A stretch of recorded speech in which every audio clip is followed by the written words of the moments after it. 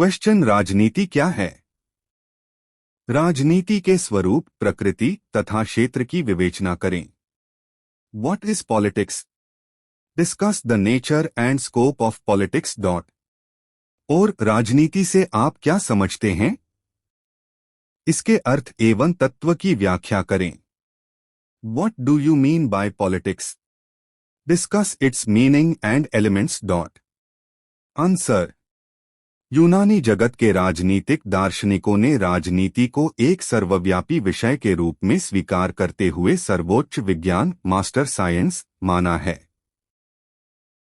राजनीति शब्द का सर्वप्रथम प्रयोग अरस्तू ने अपनी नगर राज्य संबंधी पुस्तक के शीर्षक के रूप में किया था। राजनीति शब्द की उत्पत्ति यूनानी शब्द पोलिस और पॉलिटिक्स से हुई और यूनानियों के लिए राजनीति शब्द के साथ राज्य का अध्ययन तथा वह सब कुछ जुड़ा हुआ था जिसका संबंध तत्कालीन नागरिक जीवन के साथ होता था। अरस्तू के बाद जेलिनेक, सिजविक, हॉल्टजनडार्फ आदि लेखकों द्वारा भी राजनीति विज्ञान के स्थान पर राजनीति शब्द को ही अपनाया गया। लॉस्की ने अपने प्रसिद्ध ग्रंथ का नाम ग्रामर ऑफ पॉलिटिक्स रखा है और विल्सन ने भी प्रिंसिपल्स ऑफ पॉलिटिक्स शीर्षक से अपनी रचना प्रस्तुत की है। इन लेखकों के अनुसार राज्य और सरकार से संबंधित समस्त विषय सामग्री राजनीति के अंतर्गत आ जाती है। अरस्तू के अनुसार राजनीति कानूनी तौर पर यह स्पष्ट करती है कि हमें क्या करना चाहिए, क्या नहीं, परंतु आज राजनीति शब्द का प्रयोग इतने व्यापक अर्थ में नहीं किया जाता है।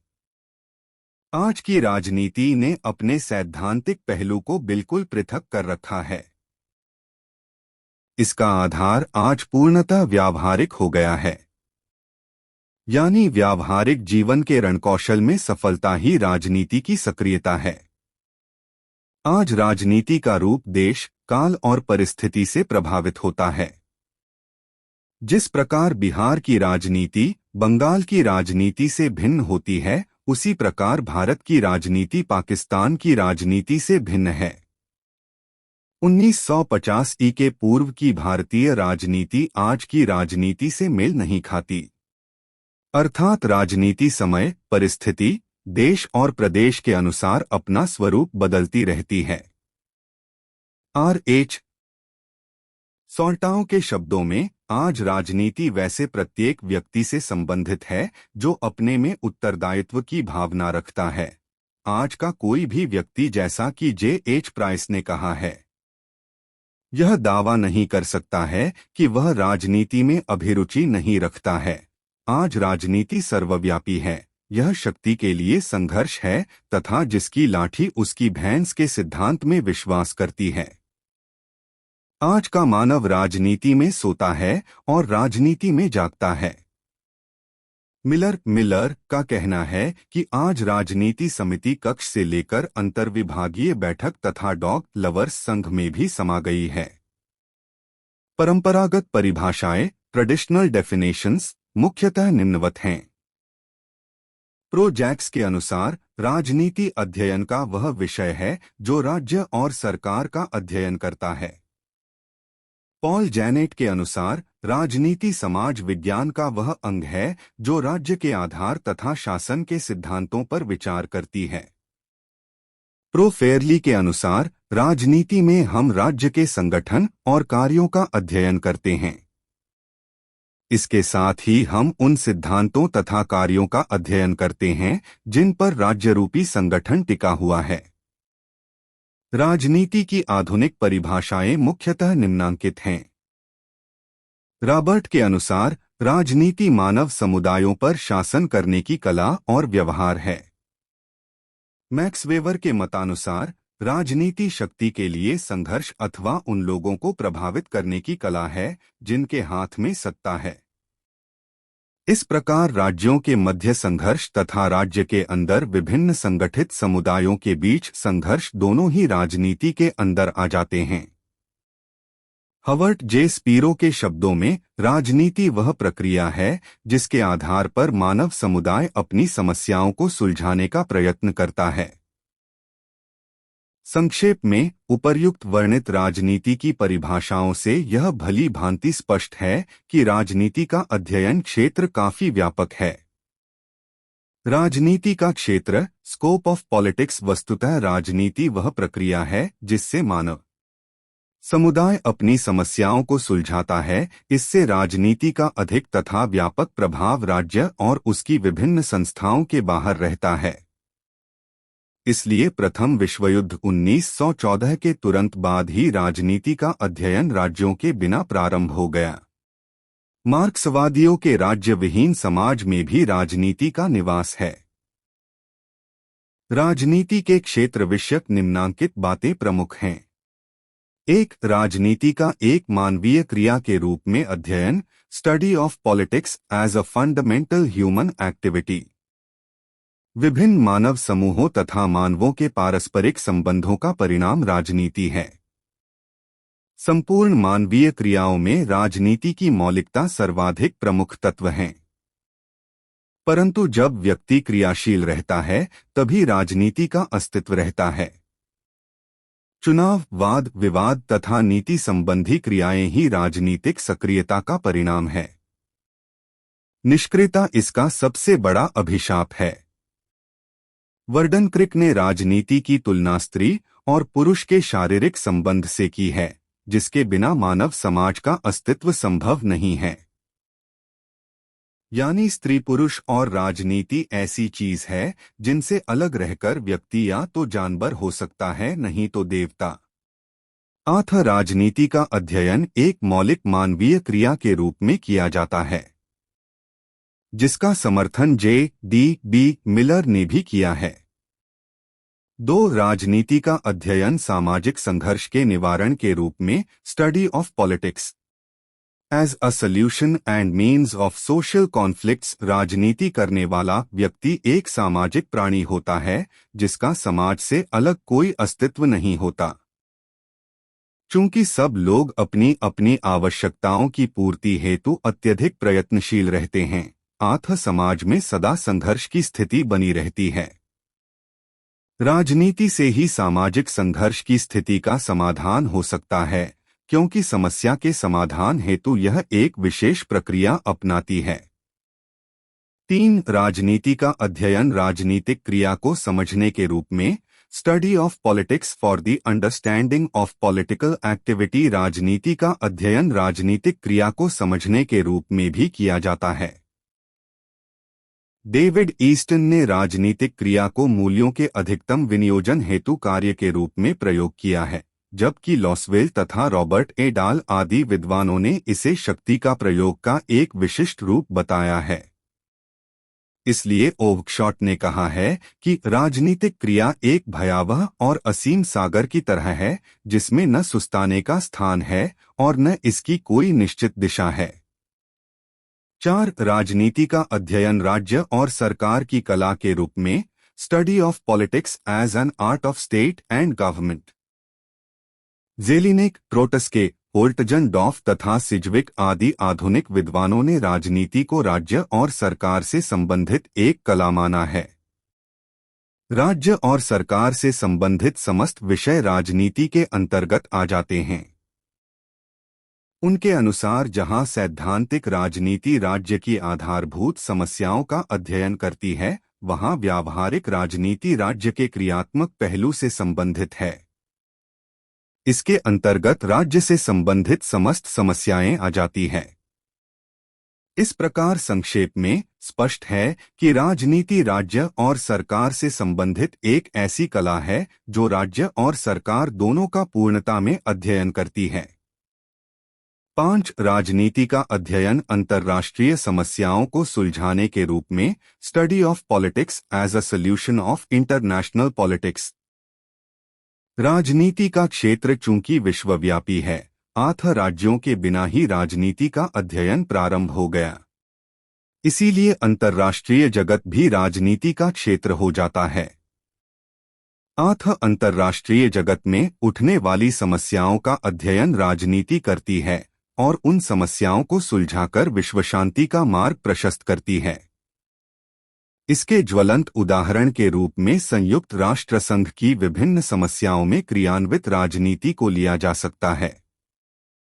राजनीति के आवश्यक तत्व, एसेंशियल एलिमेंट्स ऑफ पॉलिटिक्स। राजनीति के निम्नलिखित आवश्यक तत्व हैं। 1. राजनीति एक क्रिया, पॉलिटिक्स एज एन एक्टिविटी। राजनीति मानव की सामाजिक क्रिया से संबद्ध है। समाज में रहकर मानव विवाद और संघर्ष को दूर कर उसमें सुव्यवस्था लाने का प्रयास करता है। समाज में रहने के कारण यह स्वाभाविक क्रिया हो जाती है। मिलर ने भी कहा है, राजनीति मूलतः एक मानवीय क्रिया है। 2. सक्रियता राजनीति का प्राण, activity as the soul of politics. राजनीति का निवास सक्रियता में है। सक्रियता से रहित राजनीति निरर्थक होती है।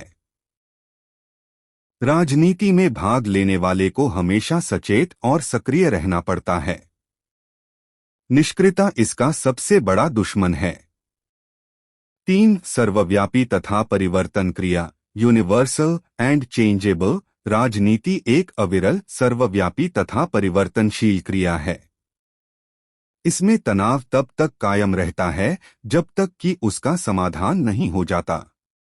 एक ही देश के विभिन्न स्थानों में विभिन्न प्रकार की राजनीति पाई जाती है। इसका स्वरूप हमेशा बदलता रहता है। 4. संघर्ष से उत्पत्ति, ओरिजिनेशन आउट ऑफ स्ट्रगल। संघर्ष में ही राजनीति पनपती है। जहां संघर्ष है वहीं राजनीति है। संघर्ष के रूप के अनुसार ही राजनीति का भी रूप होता है। यदि संघर्ष बड़ा है तो राजनीति भी बड़ी है, और यदि संघर्ष छोटा है तो राजनीति भी छोटी है। जब संघर्ष होते हैं तब संबद्ध पक्ष न्याय और समझौता चाहते हैं। संघर्ष की स्थिति की समाप्ति पर शांति स्थापित हो जाती है। अतः राजनीतिक संघर्ष के समाधान का एक साधन है। 5. राज्य और सीमाओं से प्रतिबंधित नहीं, not restricted within the state and its limits. हाल तक राजनीति का अध्ययन राज्य और सरकार की एक कला के रूप में किया जाता था, लेकिन आज राजनीतिक के स्वरूप में चूंकि क्रांतिकारी परिवर्तन हुआ, इसलिए यह राज्य और उसकी सीमाओं से प्रतिबंधित नहीं है। आज राजनीति का अध्ययन राज्य से बाहर भी हो सकता है। आज राजनीति के अध्ययन के लिए राज्य की अवधारणा का कोई स्थान नहीं है। राजनीति आज विश्वव्यापी और सर्वव्यापी क्रिया हो गई है। इसी दृष्टि से कैटलिनन ने कहा है, राजनीति संगठित मानव समाज के सामुदायिक जीवन के राजनीतिक पहलुओं का अध्ययन करती है। लिप्सन ने भी राजनीति के राज्य से विस्तृत माना है और स्पष्टतः यह स्वीकार किया है कि राज्य राजनीति की तुलना में सीमित है। आज राजनीति का निवास अंतर्राष्ट्रीय संस्थाओं, गिरजाघरों, शराबघरों, मंदिरों तथा श्रमसंघों में हो गया है। 6. शक्ति के लिए संघर्ष, अ स्ट्रगल फॉर पावर। राजनीति का मूलाधार शक्ति की खोज करना है। शक्ति प्राप्त करना ही राजनीति का चरम उद्देश्य रहता है। आज के युग में राजनीति का सही चरित्र चित्रण शक्ति के संदर्भ में ही किया जा सकता है। इसीलिए राजनीति को शक्ति का विज्ञान कहा गया है। 7. स्थायित्व नहीं, नो स्टेबिलिटी। चूंकि राजनीति का स्वरूप परिवर्तनशील होता है, इसलिए इसमें स्थायित्व का अभाव होता है। 1950 के पहले भारत की जो राजनीति थी वह आज नहीं है। इसी प्रकार नौकरी प्राप्त करने के पहले संबद्ध व्यक्ति की जो राजनीति होती है वह निश्चित रूप से बाद में नहीं रहती है। इसलिए राजनीति अनिश्चित होती है और इसमें स्थायित्व नहीं होता। इस प्रकार जेडीबी मिलर ने राजनीति का संबंध मतभेद और संघर्ष से माना है, जबकि लिप्सन के अनुसार राजनीति के कुछ मूलभूत प्रश्न होते हैं जो बदलते नहीं, बार बार उनके समाधान बदलते रहते हैं। उनके विचार में नागरिकता का विस्तार, राज्य के कार्य, सत्ता का स्रोत तथा संगठन, राज्य का विस्तार तथा उनका वैदेशिक संबंध आदि राजनीति के मूलभूत प्रश्न हैं जो कभी भी बदलते नहीं, इन मौलिक प्रश्नों को भी एक दूसरे से अलग किया जा सकता है। संक्षेप में, संघर्ष और मतभेद के बीच रहते हुए भी राजनीति मूलतः एक मानवीय क्रिया है और साथ ही समाज का एक महत्वपूर्ण पहलू। फिर भी यह आवश्यक नहीं है कि राजनीति हमेशा उग्र और स्पष्ट ही हो, जैसा कि मिलर ने स्वीकार किया है, क्योंकि राजनीति की समिति कक्ष, अंतर्विभागीय सम्मेलन, स्कूल स्टाफ बैठक, डॉग लवर्स एसोसिएशन की वार्षिक बैठक में भी होती है। राजनीति का एकमात्र उद्देश्य समझौता करना है, जिसके लिए यह अभिव्यक्ति तथा भाषण की प्रणाली अपनाती है। मिलर के अनुसार राजनीति के स्वरूप, प्रकृति निम्न प्रकार होते हैं। 1. राजनीति का संबंध मतभेद तथा संघर्ष से है। Politics is concerned with conflict and disagreement. 2. अनंत मानवीय इच्छाओं तथा सामाजिक विविधता से राजनीति की उत्पत्ति होती है। The origin of politics lies in social diversity and an inalienability of human wishes. 3. राजनीति अधिकांशतः स्वार्थों के वशीभूत होती है। Politics is very much a matter of interests. 4. राजनीति को सरकार से अलग नहीं किया जा सकता। Politics cannot be separated from government. 5. व्यक्ति ही राजनीति में सक्रिय भूमिका निभा सकता है। 8. राजनीति में व्यक्तिगत पहलू अधिक शक्तिशाली होता है। Politics has a strongly personal aspect.